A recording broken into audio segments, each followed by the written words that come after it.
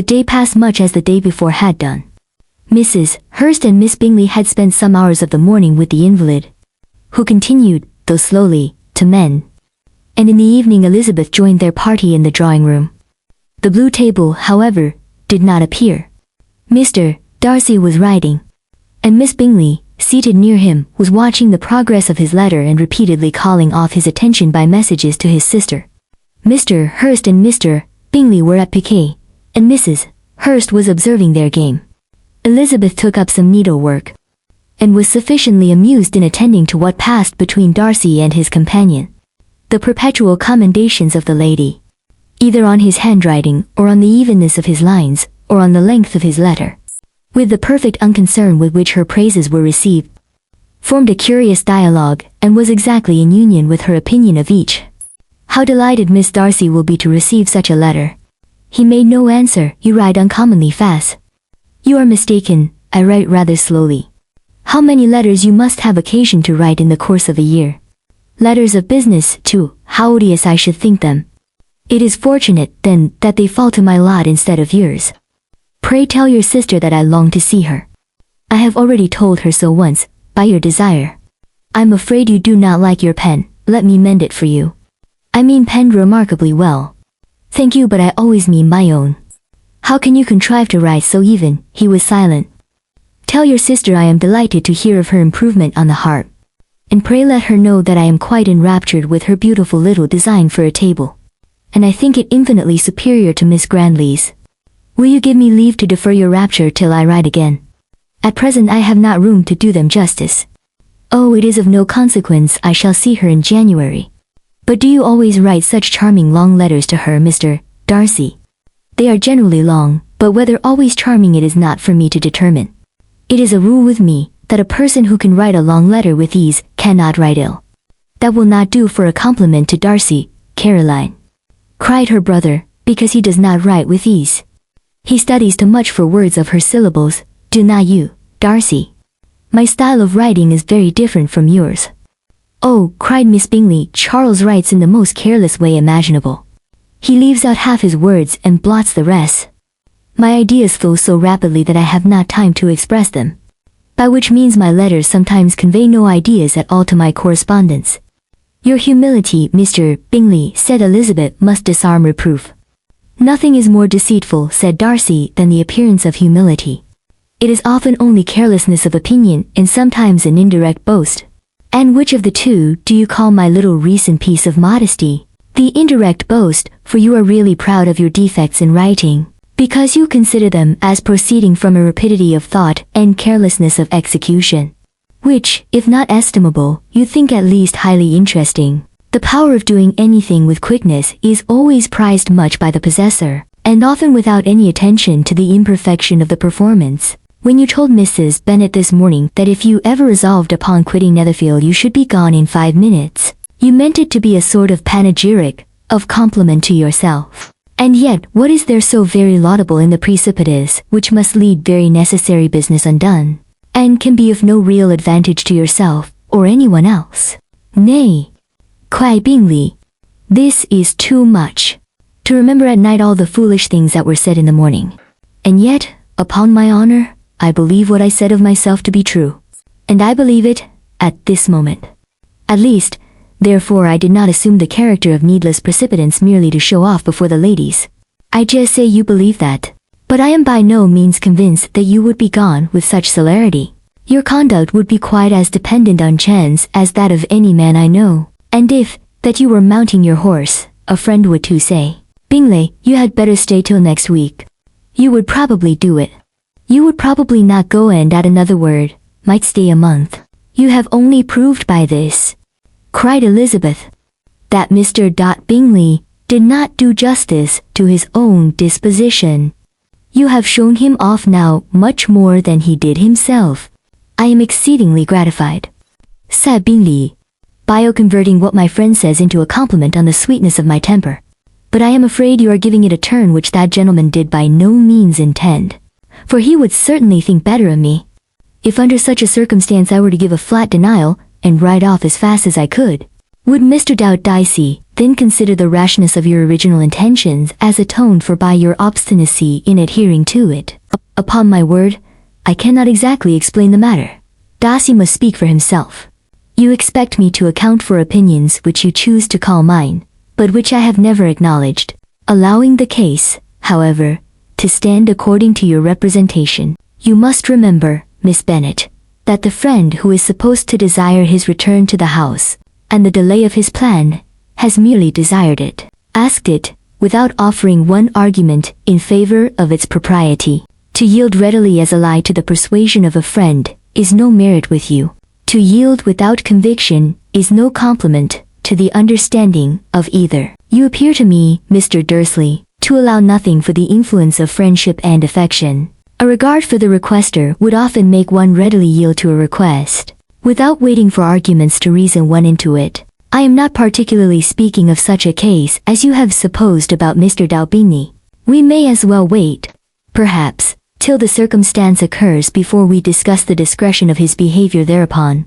But in general and ordinary cases between friend and friend, where one of them is desired by the other to change a resolution of no very great moment, should you think Yell a bad person for complying with the desire, without waiting to be argued into it, will it not be advisable, before we proceed on this subject, to arrange with rather more precision the degree of importance which is to appertain to this request, as well as the degree of intimacy subsisting between the parties? By all means, cried Bingley, let us hear all the particulars, not forgetting their comparative height and size, for that will have more weight in the argument, Miss Bennet, than you may be aware of. I assure you, that if Darcy were not such a great tall fellow, in comparison with myself, I should not pay him half so much deference. I declare I do not know a more awful object than Darcy. On particular occasions, and in particular places. At his own house especially, and of a Sunday evening when he has nothing to do. Mr. Darcy smiled, but Elizabeth thought she could perceive that he was rather offended, and therefore checked her laugh. Miss Bingley warmly resented the indignity he had received, in an expostulation with her brother for talking such nonsense. I see your design, Bingley, said his friend. You dislike an argument. I want to silence this. Perhaps I do. Arguments are too much like disputes. If you and Miss Bennet will defer yours till I am out of the room, I shall be very thankful. And then you may say, whatever you like of me. What you ask, said Elizabeth, is no sacrifice on my side. And Mr. Darcy had much better finish his letter. Mr. Darcy took her advice, and did finish his letter. When that business was over, he applied to Miss Bingley and Elizabeth for an indulgence of some music. Miss Bingley moved with some alacrity to the pianoforte, and, after a polite request that Elizabeth would lead the way which the other as politely and more earnestly negative, she seated herself. Mrs. Hurst's son with her sister. And while they were thus employed, Elizabeth could not help observing, as she turned over some music books that lay on the instrument, how frequently Mr. Darcy's eyes were fixed on her. She hardly knew how to suppose that she could be an object of admiration to so great a man, and yet that he should look at her because he disliked her, was still more strange. She could only imagine, however, at last as she drew his notice because there was something more wrong than reprehensible, according to his ideas of right, than in any other person present. The supposition did not pain her. She liked him too little to care for his approbation. After playing some Italian songs, Miss Bingley varied the charm by a lively Scotch air. And soon afterwards Mr. Darcy, drew near Elizabeth, said to her, do not you feel a great inclination, Miss Bennet, to see such an opportunity of dancing a reel? She smiled but made no answer. He repeated the question with some surprise at her silence. Oh, said she, I heard you before, but I could not immediately determine what to say in reply. You wanted me, I know, to say yes, that you might have the pleasure of despising my taste. But I always delight in overthrowing those kind of schemes, and cheating a person of their premeditated contempt. I have, therefore, made up my mind to tell you, that I do not want to dance a reel at all, and now despise me if you dare. Indeed I do not dare. Elizabeth, having rather expected to affront him, was amazed at his gallantry. But there was a mischievous sweetness and archness in her manner which made it difficult for her to offend anybody. And Darcy had never been so bewitched by any woman as he was by her. He really believed that were it not for the inferiority of her connections, he should be in some danger. Miss Bingley saw, were suspected enough to be jealous. In her great anxiety for the recovery of her dear friend, Jane received some assistance from her desire of getting rid of Elizabeth. She often tried to provoke Darcy into disliking her guest, by talking of their supposed marriage and planning his happiness in such an alliance. "I hope," said she, as they were walking together in the shrubbery the next day, "you will give your mother-in-law a few hints when this desirable event takes place, as to the advantage of holding her tongue. And if you can compass it, do cure the younger girls of running after officers. And, if I may mention so delicate a subject, endeavor to check that little something, bordering on conceit and impertinence, which your lady possesses. Have you anything else to propose for my domestic felicity? Oh, yes, do let the portraits of your uncle and Aunt Philip be placed in the gallery at Pemberley. Put them next to your great uncle the judge. They are in the same profession, you know, only in different lines. As for your Elizabeth's picture, you must not have it taken. For what painter could do justice to those beautiful eyes? It would not be easy, indeed, to catch their expression. But their color and shape, and the eyelashes, so remarkably fine, might be copied." At that moment they were met from another walk by Mrs. Hurst and Elizabeth herself. "I did not know that you intended to walk," said Miss Bingley in some confusion lest they had been overheard. "You used us abominably," answered Mrs. Hurst, "running away without telling us that you were coming out." Then, taking the disengaged arm of Mr. Darcy, she left Elizabeth to walk by herself. The path just admitted 3.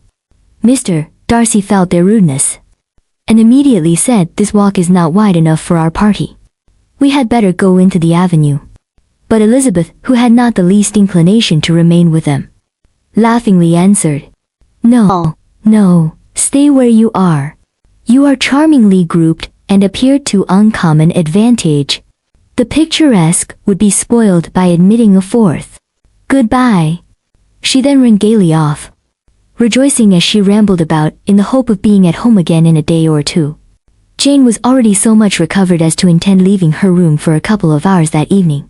When the ladies removed after dinner, Elizabeth ran up to her sister, and seeing her well guarded from cold, attended her into the drawing-room, where she was welcomed by her 2 friends with many professions of pleasure.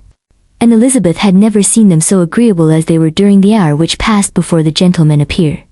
Their powers of conversation were considerable.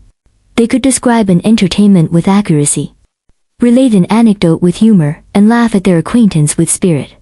But when the gentlemen entered, Jane was no longer the first object. Miss Bingley's eyes were instantly turned toward Darcy, and she had something to say to him before he had advanced many steps. He addressed himself to Miss Bennet with a polite congratulation. Mr. Hurst also made her a slight bow, and said he was very glad. But diffuseness and warmth remained for Bingley's salutation. He was full of joy and attention. The first half-hour was spent in piling up the fire, lest she should suffer from the change of room, and she removed at his desire to the other side of the fireplace, that she might be further from the door. He then sat down by her, and talked scarcely to anyone else. Elizabeth, at work in the opposite corner, saw it all with great delight. When tea was over, Mr. Hurst reminded his sister-in-law of the card table, but in vain. She had obtained private intelligence that Mr. Darcy did not wish for cards, and Mr. Hurst soon found even his open petition rejected. She assured him that no one intended to play, and the silence of the whole party on the subject seemed to justify her. Mr. Hurst had therefore nothing to do but to stretch himself on one of the sofas and go to sleep. Darcy took up a book, Miss Bingley did the same, and Mrs. Hurst, principally occupied in playing with her bracelets and rings, joined now and then in her brother's conversation with Miss Bennet. Miss Bingley's attention was quite as much engaged in watching Mr. Darcy's progress through his book as in reading her own, and she was perpetually either making some inquiry or looking at his page. She could not win him, however, to any conversation. He merely answered her question and read on. At length, quite exhausted by the attempt to be amused with her own book, which she had only chosen because it was the 2nd volume of this, she gave a great yawn and said, "How pleasant it is to spend an evening in this way. I declare after all there is no enjoyment like reading. How much sooner one tires of anything than of a book. When I have a house of my own, I shall be miserable if I have not an excellent library." No one made any reply. She then yawned again, threw aside her book, and cast her eyes around the room in quest for some amusement. When hearing her brother mentioning a ball to Miss Bennet, she turned suddenly towards him and said, "By the by, Charles, are you really serious in meditating a dance at Netherfield? I would advise you, before you determine on it, to consult the wishes of the present party. I'm much mistaken if there are not some among us to whom a ball would be rather a punishment than a pleasure." "If you mean Darcy," cried her brother, "he may go to bed, if he chooses, before it begins, but it's for the ball, it is quite a settled thing. And as soon as Nicholas had made white soup enough, I shall send round my cards." "I should like balls infinitely better," she replied, "if they were carried on in a different manner. But there is something insufferably tedious in the usual process of such a meeting. It would surely be much more rational if conversation instead of dancing were made the order of the day." "Much more rational, my dear Caroline, I dare say, but it would not be near so much like a ball." Miss Bingley made no answer, and soon afterwards she got up and walked about the room. Her figure was elegant and she walked well. But Darcy, at whom it was all aimed, was still inflexibly studious. In the desperation of her feelings she resolved on one effort more, and, turning to Elizabeth, said, "Mr. Eliza Bennet, let me persuade you to follow my example, and take a turn about the room. I assure you it is very refreshing after sitting so long in one attitude." Elizabeth was surprised, but agreed to it immediately. Miss Bingley succeeded no less in the real object of her civility. Mr. Darcy looked up. He was as much awake to the novelty of attention in that quarter as Elizabeth herself could be, and unconsciously closed his book. He was directly invited to join their party, but he declined it, observing that he could imagine but a motive for their choosing to walk up and down the room together, with either of which motives his joining them would interfere. What could he mean? She was dying to know what could be his meaning, and asked Elizabeth whether she could at all understand him. "Not at all," was her answer, "but depend upon it, he means to be severe on us.